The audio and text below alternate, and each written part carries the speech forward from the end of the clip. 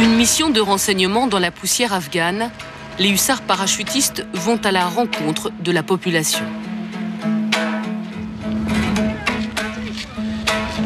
L'objectif, c'est la recherche d'informations sur des insurgés infiltrés dans la zone. L'interlocuteur privilégié est le Malek, le chef de la petite communauté. S'il est en confiance, le vieil homme délivrera les précieuses informations. On n'a pas besoin toujours d'utiliser des subterfuges particuliers, mais bien souvent la discussion, l'écoute et puis le recoupement d'informations permet d'obtenir ce qu'on souhaite, c'est-à-dire des choses assez précises qui permettent d'éclairer un petit peu le commandement. La méthode française est simple, créer des contacts, parler, toucher, soigner, sans jamais faire montre d'agressivité. Ils sont plus d'1 millier de Français à vivre ici, loin de chez eux, un camp militaire retranché derrière des barbelés. Français, Allemands, Italiens ou Turcs et une même mission, assurer la sécurité en coopération sur le terrain avec les forces afghanes. Une mission pas très bien comprise par les copains restés en France. Pour eux, l'Afghanistan, c'est encore Ben Laden, les tours, tout ce qu'on a vu à la télé, et c'est resté bien ancré, quoi. Le tableau n'est pas aussi noir. À Kaboul, contrairement au sud du pays, ce n'est pas la guerre tous les jours. Pourtant, le risque existe et les menaces sont réelles. On remonte sur Desperado. Le premier régiment de chasseurs parachutistes prépare sa patrouille de nuit. Une mission difficile, mais pas de quoi perturber les paras. C'est vachement plus excitant que la journée. Il y a une tension particulière. La nuit, c'est beaucoup plus intéressant. On va se déplacer dans l'ordre, donc le VBL avec excitant, et pourtant c'est un peu l'inconnu, même bardé d'instruments de vision nocturne. Attention, embarquez.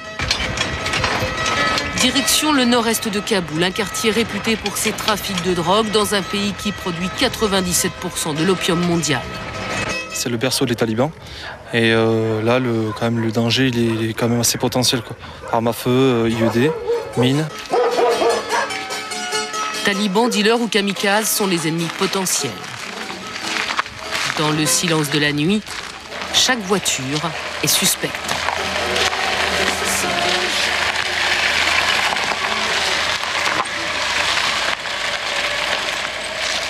Généralement, ils n'attaquent pas de nuit. Hein, les horaires d'attaque, c'est entre 4h et 7h du matin.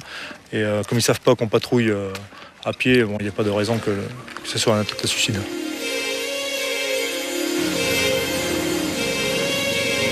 Nous survolons la terre afghane pour rejoindre le détachement français des forces spéciales.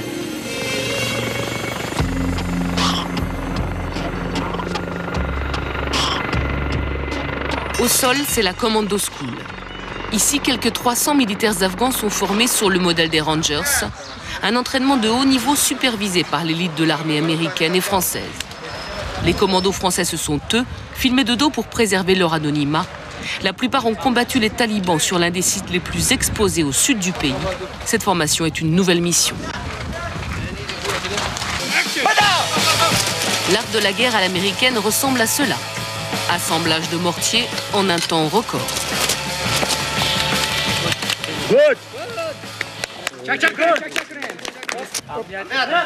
La plupart de ces combattants sont d'anciens moudjahidines, autant dire parfaitement aguerris, mais peut-être manque-t-il un peu de cohésion.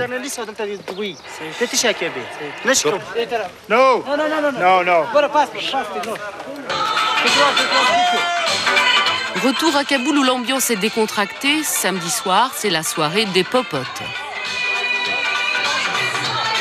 Quelques bières pour ceux qui ne sont pas de garde et un peu de détente, c'est important pour le moral des troupes, pour les hommes comme pour les femmes. On est très bien accepté par les hommes et après niveau travail, aucun souci à se faire. 22h30, c'est la fin de la fête. 2 heures plus tard, l'alerte. 5 roquettes viennent de tomber à proximité du camp. Personne en dehors, ok. Vous pouvez poser les fringues, poser les casques. Il y en a peut-être pour 1 heure, 2 heures, 3 heures, j'en sais rien. Pour beaucoup de jeunes soldats réfugiés dans le bunker, c'est une première expérience. On met les choses à leur place. Ça veut dire quoi ? Une attaque ? On est dans un pays en guerre, voilà, c'est tout. Si jamais il y a encore des pélos qui passent, même réaction que tout de suite. L'alerte est levée, chacun retourne dormir, il est presque 3 heures du matin. La nuit a été courte.